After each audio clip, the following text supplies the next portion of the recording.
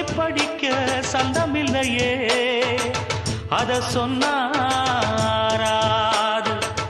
என் சொந்தம் மாறாது.